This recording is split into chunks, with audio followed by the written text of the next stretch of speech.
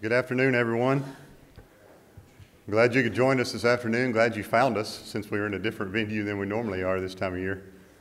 It's an exciting day around here, always is. Football signing day. I know it's exciting for our football coaches. They've been on the road for the past Lord knows how long. Hadn't seen their families much, so I know they're excited. I don't know if Coach Conque is going to do this, but if our football staff, if you would just stand, let these folks recognize you all at once.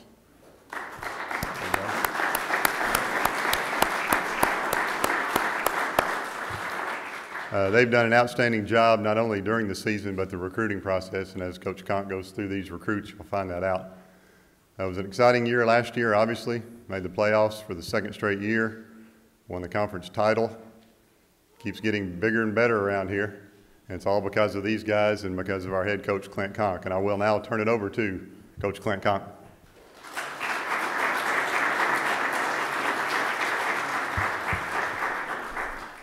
It's an exciting day, Steve mentioned. Certainly want to welcome you here today. National Signing Day across the country is an opportunity for young men to make their pledges formally to institutions. They first and foremost realize by coming to the University of Central Arkansas that they're student athletes. And we're excited today to announce this class. I want to welcome you. We're trying to upgrade a little bit here, go high technology. We'll see how all this works with the video streaming and some of the video. But first, I'd like to thank Farm Bureau and Larry Marshall and his group there. Todd, are you here? I know Larry's out of town, but they make this event possible. And certainly, first and foremost, want to thank them for sponsoring this event annually. Steve talked initially here about our coaching staff. I cannot express the gratitude personally and that this institution should have for these men and our staff, our assistant coaches, our recruiting coordinator, Cody Moore, administrative assistant, Stephanie Crane, our entire coaching staff, for the literally thousands of hours that we put into this process. This is not unique to just our school. It's across the country, coaching staffs across the country. It's no different than the University of Alabama or Notre Dame or the University of Central Arkansas. And not just the thousands of hours of travel, but also the hundreds of hours of film evaluation. And of course, being an FCS institution, we don't have $1 million recruiting budget. So the majority of our work's the old-fashioned way, in a car. And you can see that our footprint is continuing to stretch across the Mid-South and the South. And it just takes time. And these men have sacrificed for the betterment of our program and certainly for our institution. So I want to thank them. I also want to thank those that made the recruiting weekends, which is our opportunity to host these young men and their families on our campus in a real formal atmosphere, 48 hours. It's what we have with them on our campus. Obviously, the Division I rules are very stringent, and it starts with our compliance. And we have to fall in line. So when we have that opportunity to get these families and these young people on our campus, we have to make the most of that time. And there's a lot of people that help in that process. First of all, I want to thank President Courtway for his time. He was every Saturday very willing to come and visit with these families and our prospects. Dr. Brad Teague, who is in Indianapolis today at an NCAA meeting, our Director of Athletics. Becky Rasnick, our interim registrar, is that right? Interim registrar, and certainly over our academics for football, volunteering her time as well. We had faculty that came on the weekends and shared and visited with these prospects and their families about their academic careers and what we have to offer here first and foremost as an academic institution. Our car dealers. Specifically Smith, Ford, and Crane. I mean, those guys have really helped us to reach out and do the things that we need to do. We've got some of these young ladies here dressed in purple, recruiting hostesses. They're a student organization. They volunteer their time to host, show these young men and their families around our campus.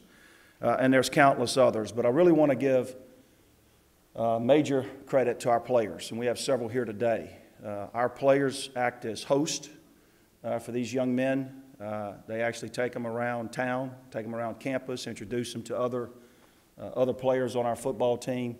And our players continue to, and this year with no exception, an outstanding job of hosting these young men and answering questions and having dinner with their families and, really, truly tell them about the UCA experience and the UCA experience in football. One of the unique things that I think we do, and I think it's starting to catch on across the country, is a player forum, where we have anywhere from 8 to 10 of our current players in a one-on-one atmosphere with these prospects and their families. And the coaches leave, and they have an opportunity for anywhere from 20 to 30 minutes to ask questions, from the size of the beds to give me a regular work day, in-season, off-season schedule, so that these young men, should they choose to come here, they come in with their eyes open and they understand exactly what our expectations are. And what our expectations are on the field is a championship football program. And I think when they hear it from us, it's one thing. When they hear it from their peers, young men that are actually walking it right now, it has a major impact. So as you can see, it takes a lot to go into a recruiting class. And this is not unique. This happens all over the country. I'm not sure the average person, the average fan understands what it takes to sign a student athlete, to recruit a student athlete, and the literally hundreds of student athletes that we cull through to get down to what we see today, the young men that want to compete for championships and continue to have excellence in the classroom. With that said, since some housekeeping notes before I get into the class, since the last time we visited, and this is more for the media and certainly for those that aren't aware, the final polls came out in January. We finished 10th in the nation in both the media poll and the coaches poll. We had 17 young people selected all conference at various levels. We had 3 players named All-American, all academic team. They list one team. We had 3 young men that were named to that. Very proud of this. We had 47, this is fairly recent, 47 young men make the academic honor roll for the Southland Conference. 47. Not only was it the highest in our conference, it was 20% higher than any football program in the conference. In addition to that, I think our athletic department by far had the highest number of 3.0 student athletes, male and female, in the conference. So we're extremely proud of that. I think all the All-America teams have finally been named. We had 5 young men that were named All-American, and I have 2 of them here today that I want to introduce.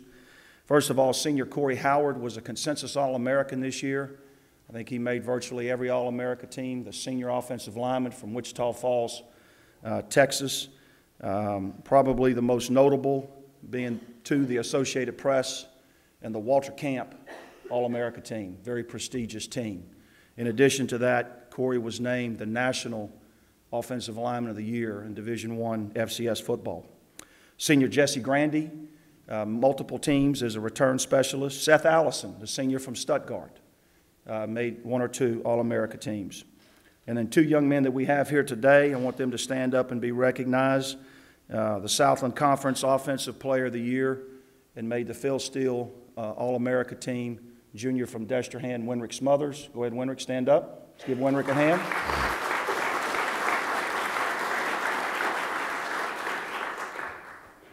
One of my favorite players. And then also, too, next to him was the Southland Conference Freshman of the Year. I think we have 2 of them in here today. Justin Love stuck his head in the door. But this young man made the first team, All-Southland Conference team. He was a Southland Conference Freshman of the Year, and he was also named by Sporting News Freshman All-American, Jonathan Woodard. Go ahead, Jonathan, stand up.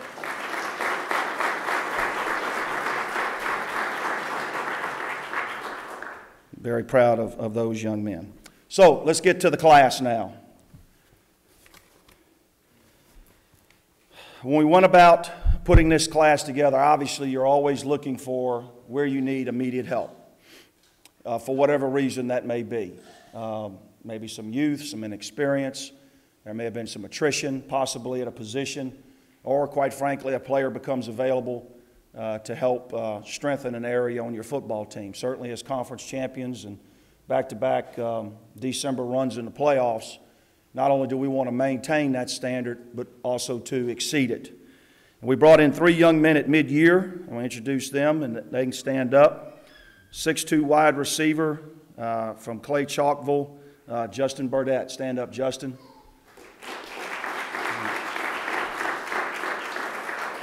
We're going to try to give you some video here. Transfer from Southern Mississippi, played in 8 games at Southern Miss, started 1, had 8 receptions this year at Southern Mississippi, also made his impact with tackles on special teams and forced fumbles. You can see in high school at Clay Chalkville, Justin was an all-state, all-metro, and all-conference player. His senior year, he had 30 receptions on a team that really didn't throw the football a great deal for 430 yards, 5 touchdowns, and he was also an all-metro punter. Obviously, we graduated Brett Soft and Jesse Grandy, 2 slot receivers this year, and we think that Justin will have an opportunity to come in and help us at the slot receiver position, compete there as well as on special teams. And I think you can see we've got a little bit of video on that. Also selected to play in the Mississippi-Alabama All-Star game his senior year in high school, and I believe was a captain for that game.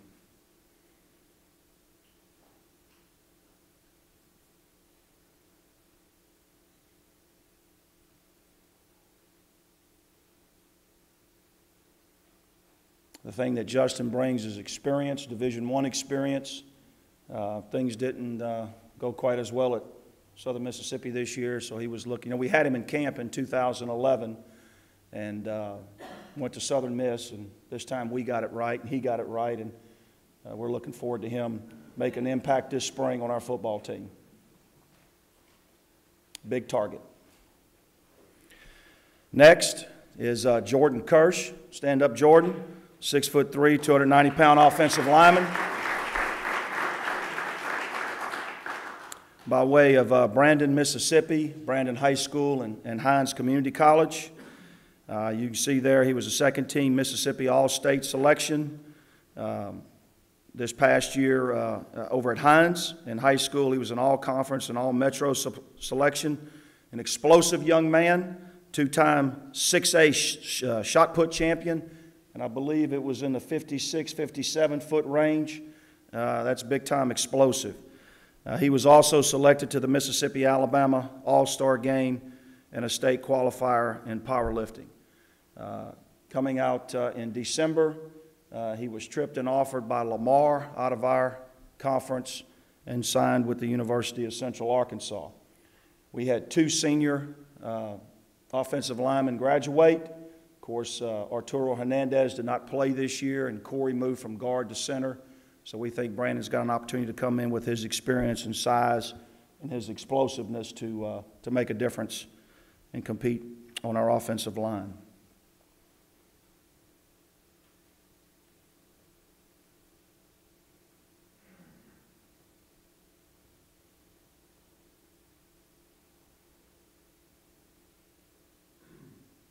Can't have enough big guys.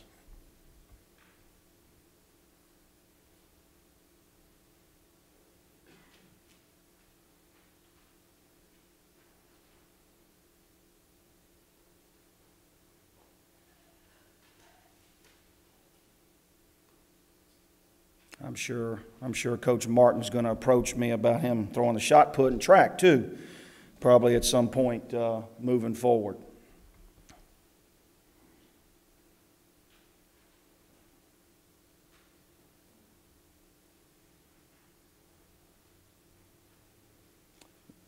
Note about Brandon, too, he played defensive line his freshman year at Hines, has outstanding feet, and that transitioned over very well to offense.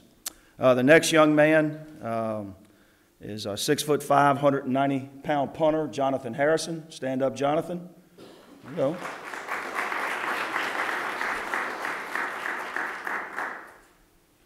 Jonathan comes to us from Northeast Community College in Boonville, Mississippi, prepped at Belmont High School in Belmont, Mississippi. Jonathan was scheduled to walk on at Penn State. His family's been relocated up to the north, and we stepped in and he cast his lot with the Bears in December. As you can see, in 2012, Jonathan was a National Junior College Athletic Association first-team All-American. He was also a Mississippi All-State selection. He actually averaged more yards his freshman year than he did his sophomore year, but certainly both very fine averages, well over 41 yards each year. The interesting thing about Jonathan is his freshman year, he played both basketball and punted at Northeast Community College. And as you can see, he was a really fine athlete in high school as well. Punted, played defensive back, and played basketball in high school. As you know, Kevin Buford was a senior this year and has graduated. And so the opportunity for Jonathan to come in and fill that very important role this spring will be important to our success. Obviously, the kicking game was an improved aspect of our football team, and all these young men contribute in some way, and certainly Jonathan will have an opportunity to do that starting this spring. Now let's get to the young men that sent in their national letter of intent today. The first one from right down the street, Jeff Anderson, a 6-foot, 210-pound running back from right here in Conway at Conway High School. Jeff held offers from Missouri State before signing with the University of Central Arkansas. A 7A All-State selection. He was an All-Conference selection this year. Arkansas Democrat Gazette All-Metro selection, as well as the Arkansas Preps. He led all of 7A football here in the state of Arkansas with nearly 1,700 yards and 15 touchdowns. Strong student, as a member of the Beta Club, and all of these young men are either rated or will be rated by various recruiting services across the country. And what Jeff gives us is a big back with speed. We had him in camp this summer. Outstanding student, very good family. Was very productive this year for Coach Ashcraft over at Conway High School, and we look for him to be able to step in. Now, we graduated 3 running backs this year. Had 3 senior running backs on our roster this year. So Willie Matthews is the only scholarship player returning, so it was very, very important that we have some answers moving forward. And Jeff, we hope, can provide some of that next year. It'll be one of those positions that freshmen will have an opportunity to step in and help our football team.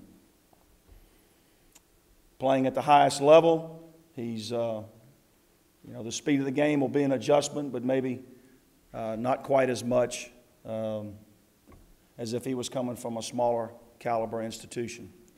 But big back, 210 pounds. He does run track, and certainly we're hoping he comes in and can give us some presence there at running back.